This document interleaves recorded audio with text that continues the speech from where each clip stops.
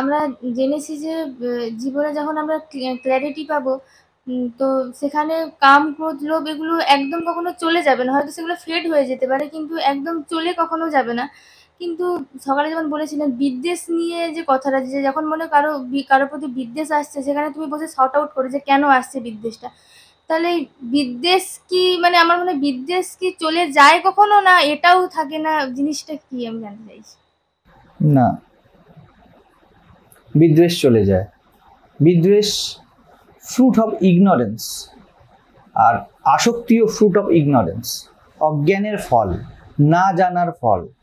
যেমন শাস্ত্রে উদাহরণ দেওয়া হয়েছে, রজ্জুতে সর্পভ্রম। ভয় কতক্ষণ থাকবে? যতক্ষণ রজ্জুকে না জানা যাচ্ছে ততক্ষণ অবধি থাকবে, ঠিক আছে? কিন্তু ট্রুথ জানার পরেও একটা মোটা দড়ি পড়ে আছে, ওটা কিন্তু পায়ে জড়িয়ে তুমি পড়তে পারো, ঠিক আছে? কিন্তু ওই ভয়টা আর থাকবে না। রাস্তার মধ্যে দড়ি পড়ে আছে, তোমার আস্তে আস্তে অভ্যাস হয়ে যাবে। দেখি তো আগেই সাপ বলে ঘোষণা না করে দিয়ে দেখিনি বিষয়টা কি। ঠিক যেমন কোনো বিষয়ের প্রতি, কোনো ব্যক্তির প্রতি, বস্তুর প্রতি আমার বিদ্বেষ আসছে, এটা কি? আমি সম্পূর্ণভাবে কন্ডিশনিং দেখছি না। কেউ কিছু করছে, তার মধ্যে কোনো পার্সন বসে নেই। ঠিক যেমন আমি আমার জীবনে হাজার একটা ভুল করেছি, তখন কোনো পার্সন ছিল না। আমি বলেছিলাম সকালে আলোচনাতে, সর্বভূতস্থ মাত্র আগে নিজের মধ্যে দেখে নেওয়া। সমস্যা হয়, বিদ্বেষ হয় আধ্যাত্মিক ব্যক্তির কখন বলতো?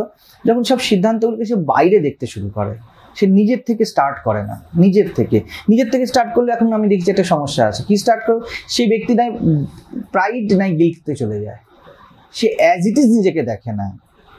যেটাকে ক্ষমা বলা হয়। ক্ষমা মানে হলো নিজেকে সম্পূর্ণরূপে দেখে নেওয়া, যে আমার মধ্যে এই জিনিসটি আছে। ইট হিলস। এটা খুব খুব তাড়াতাড়ি দ্রুত আরোগ্য নিয়ে আসে ব্যক্তির মধ্যে।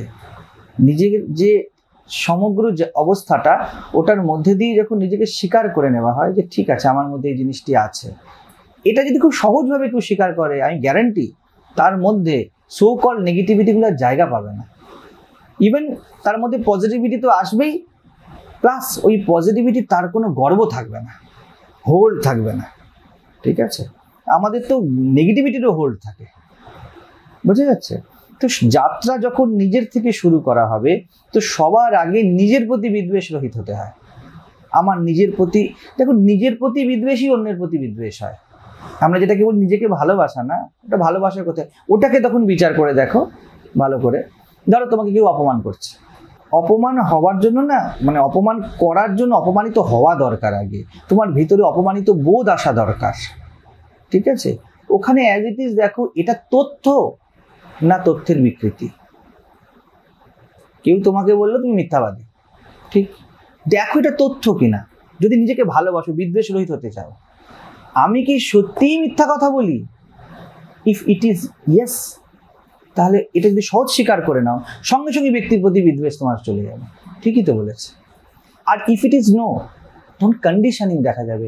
কি করবে? ও যেই কাহিনীর মধ্যে দিয়ে গেছে, ওর আমার কি মিথ্যাবাদী বলেই মনে হবে। He is not the doer. পরিস্থিতি, প্রকৃতি ক্রিয়মান আনি ওকে করে দিয়েছে। এই দুই অবস্থাতেই কিন্তু তুমি বড় শান্ত হবে। এবং এমনও হতে পারে, তোমার মনে হতে পারে, এই ব্যক্তিতে ভ্যারি করে, আমার কিছু বলার নেই ক্ষেত্রে। আবার হতেও পারে এমন, সময় আসুক ও নিজেই বুঝবে, বা সময় আসলে বলবো। এই বোথ অফ কেসেসে তুমি বড় শান্ত হয়ে যাবে। তোমার মধ্যে বিদ্বেষ উঠবে না, আসক্তিও উঠবে না যে আমাকে গিয়ে বোঝাতে হবে। এটা আসক্তি। তুমি মিথ্যাবাদী বলছো, আমি প্রমাণ করে ছাড়বো আমি মিথ্যাবাদী নই, এই দায়ও তোমার নেই। ওই শান্ততার মধ্যে সব সর্ট আউট হয়। আমি যদি বলতে হবে কখন বলবো, ঠিক আছে? আবার এটাও সর্ট আউট হয়ে যাবে যে ও ব্যক্তি ওর মতো কন্ডিশনিং এ চলছে, কিছু করার নেই। আর যদি শুধু তথ্য থাকে যে হ্যাঁ আমার মধ্যে মিথ্যা তো আছেই, চলো নিজেকে যদি ভালোবাসি তো রেকটিফাই করি। নিজের রোগ হয়েছে সেটাকে ঢেকে ফেলা, এটা কি নিজের প্রতি বিদ্বেষ হয়ে গেল না? তোমার হাতে ঘা, তুমি একটা বড় চুড়িদার পরে বেরিয়ে পড়লে ওষুধ না লাগিয়ে, তাহলে সব থেকে বড় বিদ্বেষী কে? তুমি। ঠিক তেমনই তোমার মধ্যে হয়তো মিথ্যা আছে, কোনো নেতিবাচক দিক আছে, আর লোকে বললো তুমি তেলে বেগুনে খেপে উঠলে, ওর বিদ্বেষী পরে, আগে তুমি নিজের বিদ্বেষী। তোমার মধ্যে ওটা আছে তো। আর যদি নেই তোমার মধ্যে, ঠিক আছে, তাহলে খুব খোলা মনে দেখে নাও, হি ইজ কন্ডিশনড। এই মুহূর্তে অ্যাটলিস্ট এই মুহূর্তে ওর এমনই মনে হবে, এটা সূক্ষ্ম দৃষ্টি। ও কি করবে? ওকে 20 জন বুঝিয়েছে এই জিনিসটা, এবং তারা সব বড় বড় লোক, উদাহরণ দিচ্ছি জাস্ট। ও আমাকে যেভাবে দেখে গিয়েছে, আমার সাথে আগে যেভাবে মিশেছে, আজকের কন্ডিশনে ওর এটাই মনে হওয়ার কথা। এটা হলো কম্প্যাশন। তো বিদ্বেষ এই দুই ক্ষেত্রেই আসবে না যদি নিজেকে ভালোবাসে। নিজেকে ভালোবাসলে সবার আগে নিজের প্রতি বিদ্বেষ রহিত হবে, তার ফলস্বরূপ অন্যের প্রতি বিদ্বেষ রহিত তুমি হয়ে যাবে, আমরা বলি ঘটবে। নিজেকে যদি ভালোবাসো, সবার আগে নিজের আসক্তিগুলো নাশ হয়ে যাবে। মোবাইল দেখার আসক্তি আছে, নিজেকে ভালোবাসি, নাশ হয়ে যাবে। নিজের প্রতি যে আসক্তি নাশ হয়ে যাবে, তুমি দেখবে অন্যের মধ্যেও তুমি সেই অনাসক্তি তোমার সম্পর্কের মধ্যে তুমি দেখতে পাবে যে আমার আর আসক্তি বোধ হয় না। এটা অদ্ভুত সুন্দর জিনিস, ঠিক যেন আয়নায় মুখ দেখা। এটা নিয়ে চিন্তা নেই, অনেকগুলি দিক আছে আমি যেগুলি বললাম, এগুলি একটা সাধকের মননের কথা। তো যারা এই নিয়ে মনন করছে তারা এই জিনিসটা বুঝতে পারবে, বাকিদের কাছে কিছু কিছু ধারণা হবে, বাকিটা সে বুঝতে পারবে। ঠিক আছে।